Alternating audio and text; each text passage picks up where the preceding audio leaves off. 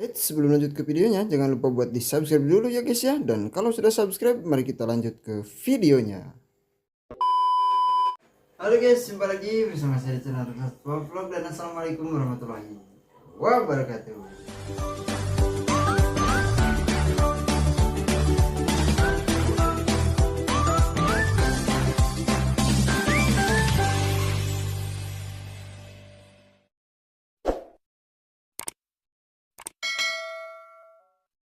Nah oke, jadi di video kali ini saya akan update kondisi ikan cana maru ya teman-teman, yang saya kasih nama Naruto ya teman-teman.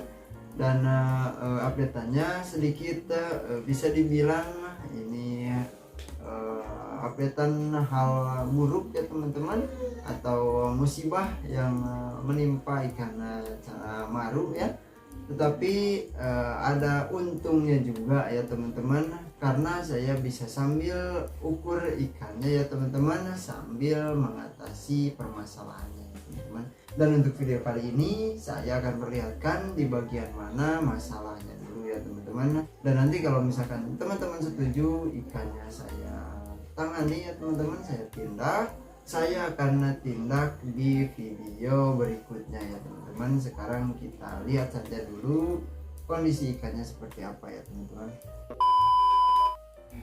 Nah oke teman-teman, jadi seperti ini ya kondisi ikannya ya teman-teman. Untuk keseluruhannya ikan ini bisa dibilang aman-aman saja ya teman-teman, walaupun sedang ada sedikit masalah ya pada ikan ini, tetapi ikannya masih aktif ya teman-teman, karena saya rasa masalahnya ini tidak tidak mengganggu untuk kesehatan tubuh si ikan ini ya teman-teman, khususnya ke bagian-bagian yang bisa membuat ikan ini nguncup mager ya teman-teman.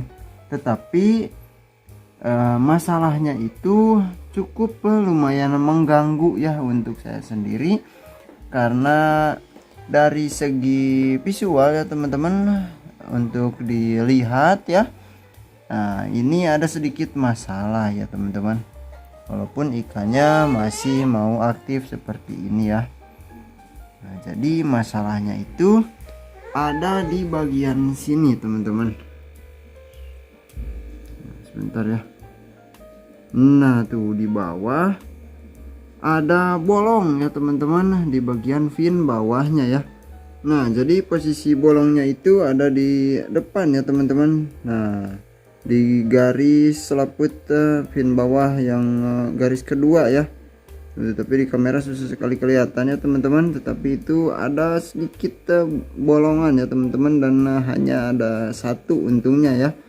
Nah jadi untuk dilihat dari kejauhan ataupun dilihat biasa saja ya teman-teman, nah itu tidak ada sedikit pun yang mengganggu ya. Tetapi kalau misalkan untuk saya sendiri, karena saya sering mengamati ikan ini, jadi karena saya sudah tahu ada bolong, jadi lumayan mengganggu juga ya teman-teman, karena saya sering sekali perhatikan untuk bagian bolongannya ya teman-teman.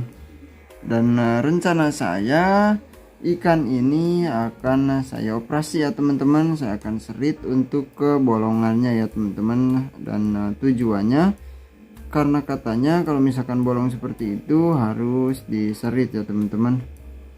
Nah banyak yang bilang untuk bolong seperti itu tidak akan menutup kecuali diserit dulu ya. Jadi rencana saya akan mengoperasi ya teman-teman, mengoperasi ikan ini supaya si bolongannya itu bisa hilang ya teman-teman, dengan cara diserit ya.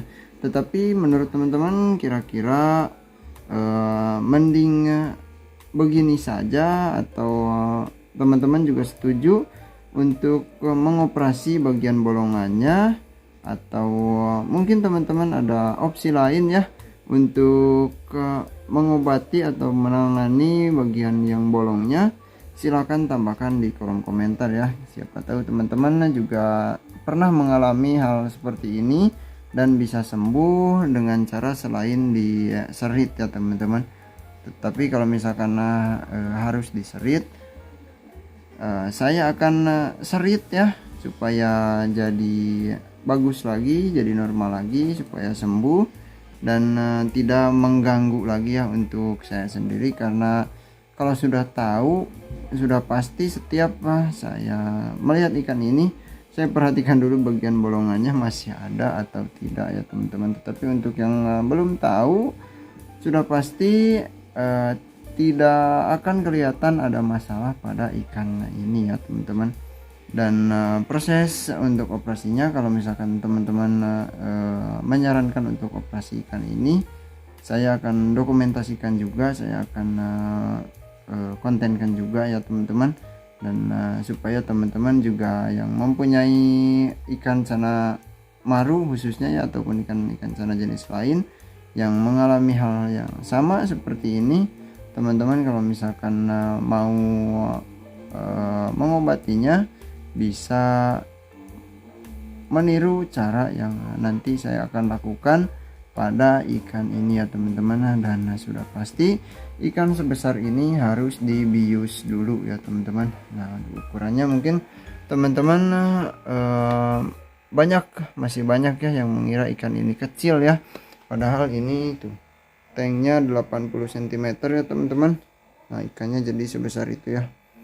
Dan kalau dilihat dari atas tuh, kalau kepalanya di depan seperti ini ya, nah ekornya tuh sudah belok ya teman-teman, sudah kena ke bagian kaca belakang ya. Jadi ikan ini lumayan besar dan akan jadi PR juga ya teman-teman. Nah, sangat lumayan besar ya teman-teman untuk ikan cana maru saya ini ya. Jadi kalau misalkan saya serit tanpa dibius, takutnya ikannya berontak, diseser, ataupun takutnya ikannya lompat kalau misalkan saya pindahkan dulu ke wadah ya teman-teman, ke wadah yang lumayan besar dan airnya dipendekkan, tetapi bisa saja itu ikannya masih bisa lompat ya teman-teman. Kalau misalkan dibius, saya rasakan lebih aman ya. Dan untuk video kali ini saya cukupkan saja sampai di sini ya teman-teman. Jadi sedikit update saja ya untuk si Naruto ini ya teman-teman. Dan semoga teman-teman tidak mengalami apa yang saya alami ya teman-teman, khususnya pada ikan cana maru ataupun ikan-ikan cana jenis lainnya ya. Oke, untuk video kali ini saya cukupkan sampai di sini. Terima kasih banyak buat semuanya yang sudah menonton sampai akhir, dan sampai jumpa lagi di video selanjutnya.